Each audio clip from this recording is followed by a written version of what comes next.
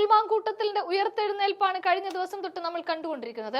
പാലക്കാട്ടേക്ക് ഇനി മാങ്കൂട്ടം ഒരിക്കലും കാലുകുത്തില്ല, എങ്ങാനും കാലുകുത്തിയാൽ ആ കാലും കൈയും ഞങ്ങൾ വെട്ടുമെന്ന് മുദ്രാവാക്യം വിളിച്ചവരുടെ നടുവിലൂടെയാണ് ഇന്നലെ പോലും മാങ്കൂട്ടം മുഖ്യ അതിഥിയും ഉദ്ഘാടനവുമായി എത്തിയത്. അവിടെ പാലക്കാട്ടെ MLA രോമത്തിൽ പോലും തൊടാൻ ഒരു BJP-കാരനും CPM-കാരനും സാധിച്ചില്ല. എന്നാൽ മാങ്കൂട്ടം തിരിച്ച് ഒരൊന്നൊന്നര പണി തന്നെയാണ് കൊടുത്തിരിക്കുന്നത്. അതും പുലിമടയിൽ കയറി അവരുടെ കൂടാരം തന്നെ തകർത്തു കളയുന്ന പെർഫോമൻസ് ആണ് മാങ്കൂട്ടം പാലക്കാട് കാഴ്ചവെച്ചത്. ഇത് പറയാൻ കാരണം BJP-ക്ക് ഏറെ വളക്കൂറുള്ള ഒരു മണ്ണാണ് പാലക്കാട്. ആ പാലക്കാട്ടിൽ മാങ്കൂട്ടത്തെ തോൽപ്പിക്കാൻ സകല പണികളും BJP-യും CPM-ഉം കൂടി ചേർന്ന് നടത്തിയെങ്കിലും പാതിരാത്രി നാടകം വരെ പൊളിച്ചുകൊണ്ടാണ് മാങ്കൂട്ടം വമ്പിച്ച ഭൂരിപക്ഷത്തിൽ വിജയിച്ചു കയറിയത്. അതിനുശേഷം BJP-യുടെ എല്ലാ സംഘപരിവാർ അജണ്ടകളെ മുഴുവനും പൊളിച്ചടുക്കിക്കൊണ്ടായിരുന്നു മാങ്കൂട്ടം MLA പണി തുടങ്ങിയത്.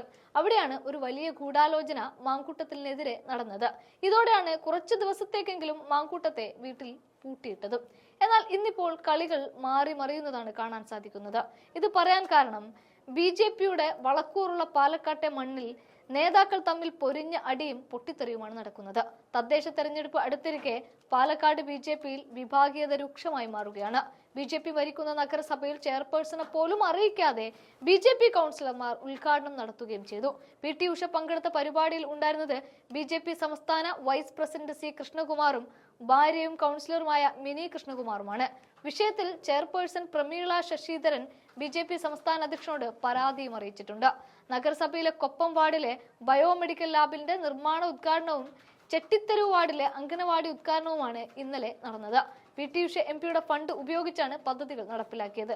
എന്നാൽ പരിപാടിയുടെ പോസ്റ്ററിലും C കൃഷ്ണകുമാറും ഭാര്യയും വാർഡ് കൗൺസിലറുമായ മിനി കൃഷ്ണകുമാറും മാത്രമേ ഉണ്ടായുള്ളൂ.